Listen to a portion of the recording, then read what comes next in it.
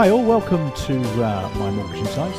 It's hello from him, very good morning from him, and of course it's a very good morning from me here in Tivoli Studios, Cheltenham, Gloucestershire, the UK, and all those good things. Hope you're well. Didn't come online last Monday. I was travelling back from my dad's house down in France. It's a long old drive, but the French motorways are glorious, aren't they? You have to pay a bob or two for them. Actually, not a lot of people know what a bob is, but it's a shilling. Actually, it's quite a few euros to pay for the motorways, but they're rather lovely, and it was perfectly lovely drive all the way through. So anyway, back on today to talk about some key challenges actually for mortgage advisors. So let's go online and wish you all the best. Hope all is good in your place of work where you are today, and you're looking forward to 15-20 minutes of updates and ideas from my good self as well. So let's share with you a couple of sort of messages for mortgage advisors this year. Now, the first one, actually, Shelley and I went to the garden centre yesterday. I love a garden centre, don't you, around springtime. It was pretty quiet though, because it was pretty cold yesterday and a little bit drizzly as well. And we popped into the garden centre and we walked into this orangery, or as I call it, an orangery. It's like a heated greenhouse where they were looking after all the tiny little plants. And as you know, of course, things like tomatoes are in short supply at the moment in the supermarkets. So I was interested to see this picture, and I'll share with you the picture. It's really quite cool actually there. Can you see this picture here? Rows and rows of budding tomato plants, tiny little tomato plants. There must be hundreds there. As you can see, another picture of these beautiful tomato plants. Just zoom in there so you can see those. They're all the same. And what's going to happen, you see, is this particular retailer is going to sell these to the unsuspecting public en masse. They'll be priced cheaply because they've manufactured them, mass-produced them, and they'll flog them cheaply, and everyone will be a winner with the same tomato plant that will grow. And it just got me thinking actually about the mortgage market, because the banks, the high street lenders as we call them, the banks, building societies, I don't know why we call them high street lenders, because they don't have any branches now, do they? But the high street lenders have been doing this. They've got stiff lending targets this year because they had great targets achieved last year. They'll have bigger ones this year. That's the way it works in corporate world. So they've been putting together their mortgages over the last few months. They've got, just like the tomato plants, they've got stacks of these mortgages ready to sell to people. They've got a lot of money. These mortgages are all the same, identical if you like, pretty standard vanilla mortgages. They're mass produced and cheap. And they've been investing millions in artificial intelligence and app-based customer service assistance to be able to sell these mortgages direct to the public. And they will, and they'll do really well. And they'll sell these to the public when the housing market picks up, and they'll make good profits from it as well, because interest rates are high. They make bigger, fatter margins. So they're well happy with that. The point I'm making here, though, and what I've thought about, is that mortgage brokers, mortgage advisors like yourselves, you cannot compete with that kind of marketing engine, that AI, that artificial intelligence, chatbot type stuff. You can't compete. You're just not in that world to be able to promote yourself. What is your world? Your world is different to that. Your world is more bespoke, more tailored, more specialized. That's where you can compete, because the high street lenders are not in that marketplace. It's about knowing your market, isn't it? I just love those tomato plants, don't you? And with the shortage of tomato plants in the supermarkets at the moment, I think we're going to be flocking to get those ourselves. There you go. I hope you like that one. We only bought a pot actually in the end, didn't buy any tomato plants. Let's go on to my first major message for you today. And that is the title of this one is Danger of the Path of Least Resistance. Now, have you heard of that phrase before? Path of least resistance. It's where people, humans like us, who need to achieve whatever we want to achieve, we take the path that's easiest, often called an easy life, or the path of least resistance. And that's really important when it comes to being a mortgage advisor, doing what you do in your job, because people will take the path of least resistance. Now, the context here is product transfers. As you know, there's billions of pounds up for product transfer this year, or remortgage, of course, which is the other way of looking at it, or refinancing, whatever you like to call it these days. But there's billions of pounds of people's mortgages who are going to move from one fix to another type of product, whether that be fixed or tracker or whatever. And as a mortgage advisor, mortgage broker, many of these people will be your clients. But you want in on this. But the problem we've got is back to the high street lenders. They're hoovering up this marketplace, and they've got to grips with the concept of path of least resistance. So I want to share with you another picture now of my lender. I'm with NatWest, and they're a good lender, don't get me wrong, they're a very good lender. But NatWest, of course, have got me on their books, and they pop me an email in, say, look, we've got some exciting stuff for you when your mortgage comes to an end, because my mortgage fix is coming up in early 24. So it's a few months away yet, 9 months away. But they're on it like a car bonnet. They're emailing me now. By the way, you should do that too. And they said, look, we can organise your product fix. We can do it well in advance, they said. Months in advance, we'll do it for you at the best possible rates, And it's easy to do. And they directed me to their website, which could be on the phone, of course, or on the computer, doesn't matter. I want to share with you what it looks like, because it's really quite exciting. Here's the first page. For those of you on the podcast, you can't see that, so I'll narrate what I see here. It says quite simply, if your rate is up for renewal, have a look at how we can help. And it's got switch your deal, get started. It's using the right language. So you click on the switch your deal, and then you get this page saying our promise to you. And this is what made me think, you see, because there's 4 things on here. The first promise is that when you fix your new deal with them, you get a quote within 10 minutes, and you can do it all in 10 minutes, so it's quick. I thought, brilliant. I don't want to be faffing around forever. I just want to get this done in 10 minutes. No new credit or affordability checks. Again, brilliant, because it's a product transfer, you see. As long as you don't borrow more money, etc. It's quick, it's simple, it's lovely. Oh, I'll have some of that as well. The third compelling reason, no new forms to complete. Ha! I love it. We won't ask for your details again. There's no palaver or fact find or any of that issue. It's quick, simple, bish bash, done. And the fourth one is no extra costs. So there's no valuation required, subject to the fix. Of course, there's no fee. And I thought to myself, that's brilliant. That's 4 compelling reasons. 10 minutes, no checks, no fuss, no costs. I'm on it like a car bonnet. And that's the point, you see, because they're appealing to people like me that want the path of least resistance when it comes to refixing their mortgage. Of course I want a good deal. Of course I do. But they're a high street lender. I know they're going to give me a good deal, and I trust them, etc. That's how the public feel.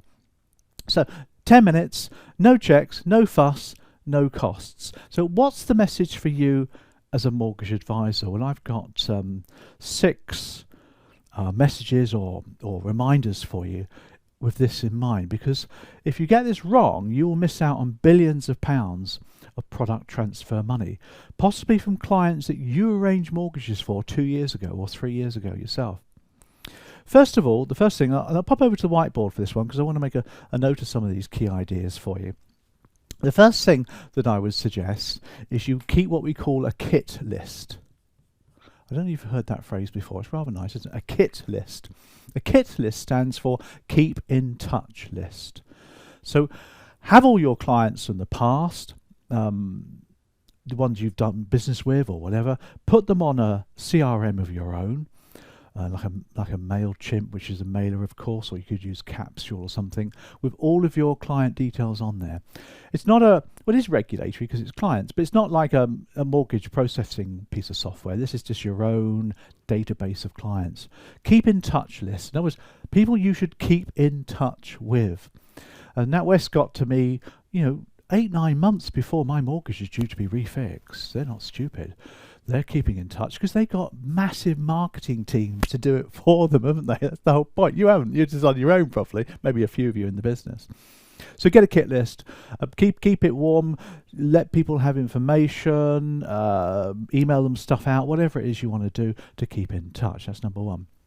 Number 2 is don't rely. There you go. Don't rely on customers returning to you. Yes, some will, and I get that. If you've kept in touch with them, they may well come back to you when it's ready for them to switch their mortgage product. But don't rely upon it, guys. You might think they're your clients, but actually they're on several databases, probably dozens of databases. So everybody thinks it's their client. NatWest thinks that I'm their client. I went through a broker 4 years ago for my mortgage. He's not been in touch since. I'm not knocking him, he just hasn't. So NatWest feel that I'm their client. So don't rely. If you rely on Google to bring people to you, again, don't go there. I want to share with you another picture on my web here. Again, those on podcasts can't see this, but I've done a Google screenshot with the search term switch mortgage. Typical customer phrase, isn't it? And on the first page there, I've got USwitch, Money Savings Expert, Habito. I've got all the big boys there: Barclays, HSBC, L&C, that's London Country. I've got Nationwide. They're the people with the big fat budgets, not you. When it comes to Google AdWords, so don't rely on those. Besides, Google AdWords are dying when ChatGPT comes in as well. But that's another story for another day. Number 3 is when you talk to your customers, really pile on the benefits of remortgaging. Now, as you can appreciate, you and I know what this means. Product switch, remortgage, we've got technical terms for everything. The average customer doesn't really know. It's not their bag to know. They just think a product switch is a product switch. But when you remortgage, of course, you're going to be looking at the entire marketplace. So if you are lucky enough to be whole of market, really make that come alive, that purpose, that whole point about being whole of market, remortgage. Look at the entire mortgage itself, the mortgage market. And that will be a benefit of talking to you. And by the way, when you do talk to them, make it simple. Don't go with the palaver of coming into your office and trying to find somewhere to park and getting time off work. And don't go there. That's so old-fashioned. No, the NatWest people just want to be a press a button. So at least do video to do your remortgaging. Well, you already know the customer. You don't need to build rapport again, do you? That's an important one, isn't it? When you encourage them to talk to you, talk about budget analyses, or doing a bit of budget analysis. There you go. Which is an expertise that you have. So you can talk to them about their budgets, with the cost of living crisis, etc., etc. You can help them to, look at their budget and see where they can put their money, etc. So that's another advantage of talking to you. You could also sell a full fact find. Don't sell this so much, to lure them in, if you like, because it's going to take a while to do a full fact find. But the benefits of a full fact find is not for today's mortgage, but so that you can look at their future situation, you can prepare them for the future.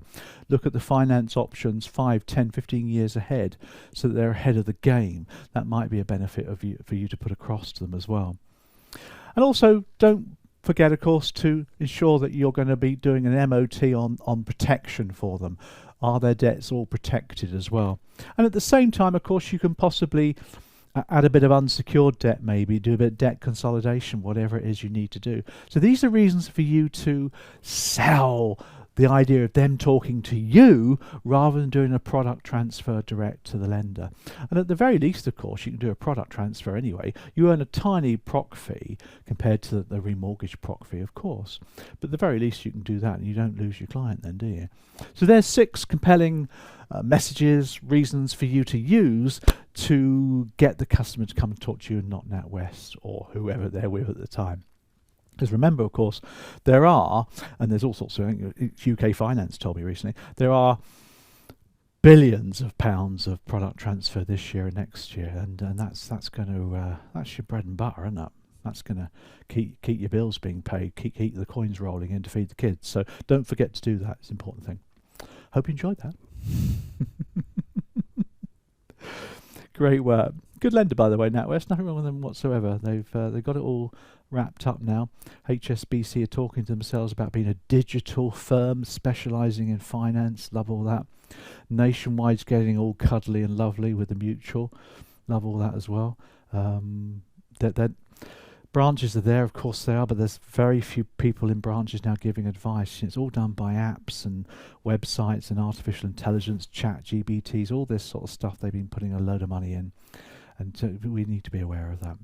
Anyway, let's finish off today's live stream or podcast or Mortgage Insights with some letters from readers. It's an old phrase, isn't it? Well, I used to read magazines years ago. I used to get letters from readers letters.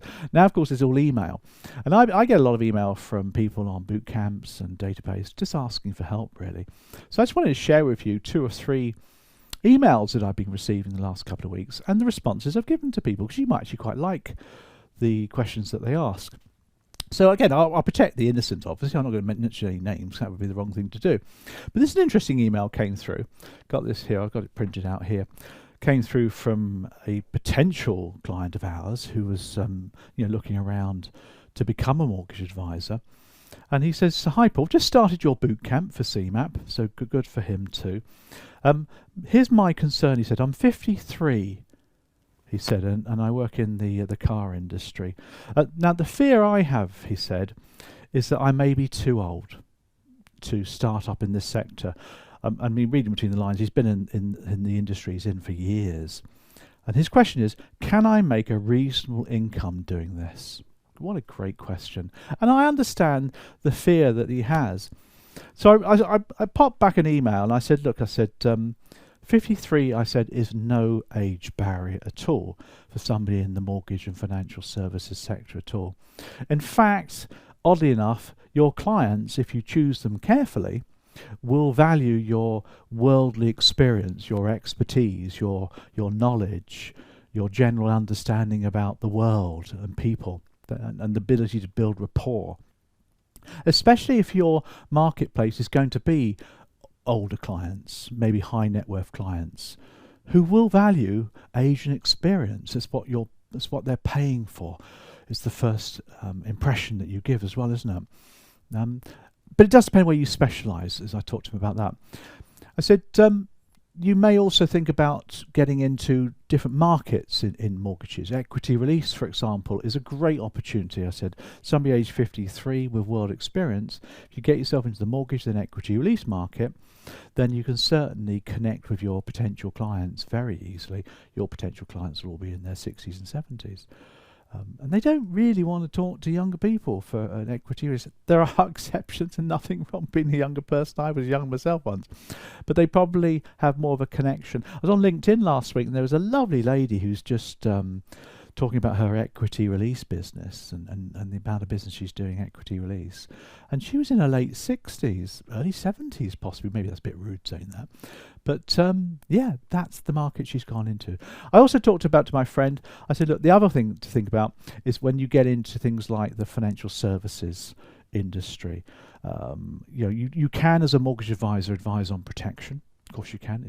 You're allowed to, as long as your permissions are there with your network, whoever you're with. And protection, of course, is the basis of all advice. If you do the Maslow pyramid, it's security and survival at the bottom. But beyond that, you've got the ability to, pension savings, pension investment savings, and then wealth management. When you get into that arena, I said, you will want to have a little bit of longevity in your face, possibly, if you're dealing with higher net worth clients. And if you're clever enough and you work your business model, you can carry on working, I said, into your 60s, even into your 70s if you feel that way. There's no reason why people should hang up their boots at 65 anymore. The world's changed, isn't it? Crikey, let's be honest about that. So I emailed him back and he came back to me and said, yeah, that's really appreciated. He said, I didn't realise that. And I said, well, don't forget, I said, age is no barrier. I said, by the way, I said, I'm 60 this year. And he was very polite about that. But there you go on that one. Let's not go there, shall we? I think you're as old as you feel, aren't you? Not the old age that you are. I heard a phrase, so you everyone gets older, but you don't have to feel old. I like that phrase. It makes sense. Second email came through from another potential customer, and this chap I met on YouTube. I didn't meet him, but he made a comment on YouTube. We've got a YouTube channel, as you know, and he wanted to ask a few questions. And he was really concerned about jumping into the financial services sector or the mortgage sector. He's got a pal who has a mortgage company, so he's willing to bring him in and do all the training and coaching, etc., and make him feel good. So that's a great opportunity for him. Here's his question. He said, however, my concern as a broker is what the future holds. Really good one. He said, being in my mid-40s, I need to think of the long-term strategy as my starting point will be just mortgages. I like that. So, my friend, so I emailed him back and I said, look, there's a few issues going on here. I said, the first thing is there a future? Well, there is and there isn't. It depends where you go. And this is all crystal ball stuff, isn't it? But when you've been in the sector 35 years, you've kind of seen things, your insights become embedded with the past and the future, and you can kind of see where things are going. Your brain's full of stuff, you know. And I said to him, I said, the point is, I said, when you ask a mortgage broker how she is, how's business, she'll say, oh, really busy. Or not busy, usually so busy, can't cope, you know. And I love all that. Busy is great. Being busy is the way forward. But of course, that's the problem, because when you're busy, it generally means good things, but it generally means you're busy doing stuff. You see, a mortgage in its nutshell is actually a transaction. It's not a complicated thing. There are complex mortgages, I get all that. It's not a complicated thing. You're effectively looking for finance for somebody to purchase or remortgage or refinance a house, a property, land. You're just doing financing. So it's not particularly complicated, although there's going to be people come back and say, yes, it is, Paul, and it is. But as long as you've got the right software, like a good sourcing system or several sourcing engines to source lenders, it's getting the lending is the hard part. But software does the hard lifting for you on that one. You're not really advising clients on needs and wants and issues. You're effectively just placing a mortgage. Now that, okay, is a little bit simplistic, but that's the basis of what a mortgage advisor, mortgage broker is. And it's great when the housing market's busy and everyone's bustling. Mortgage brokers have got loads of business going on. When the housing market dies, which it did last autumn and has in the last couple of months, things get a little bit difficult on the traditional. Somebody wants to buy, here's your mortgage, bish bash, let's get you moved in. And we've got a cottage industry of brokers now, as opposed to lots of big firms. We've got firms getting bigger. There's some real big hitters now. London and Country, I showed you earlier, they're a big hitter. They can stack them high and sell them cheap now, as well. Lots of advisors. But those big firms have gone, it's small industries. So when things slow down, which they currently have done, although things are picking up, there's green shoots, then things like product transfers, refinancing, that's where you get your business. But that pays a lower proc fee, and you probably find yourself doing more business for less money, which is very difficult. So where does this leave you? I said to my friend, I said, where does this leave you? Well, it doesn't stop, your journey doesn't stop at broking or being a mortgage advisor, and it shouldn't really either.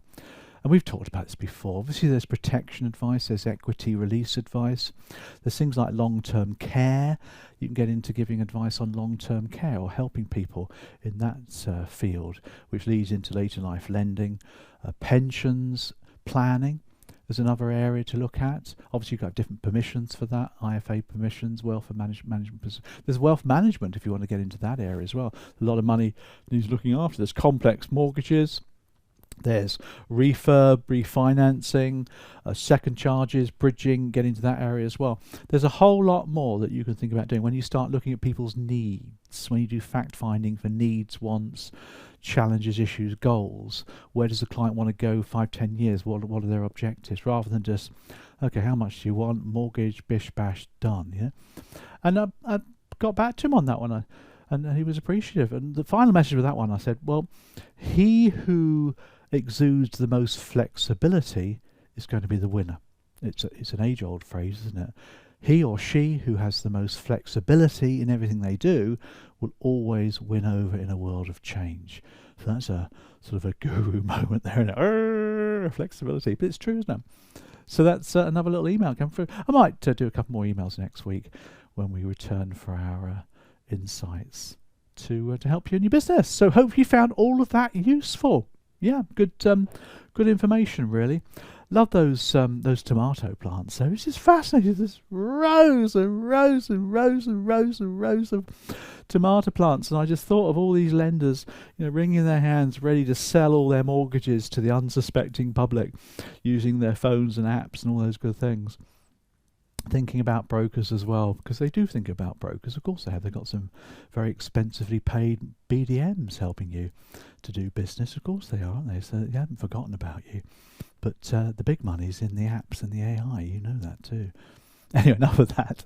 Let's wish you a fantastic rest of the week. I hope all goes well for you. And I'll leave you with a little picture of me and a few tunes as well for you to enjoy. So have fun, everybody, and see you next Monday. Bye.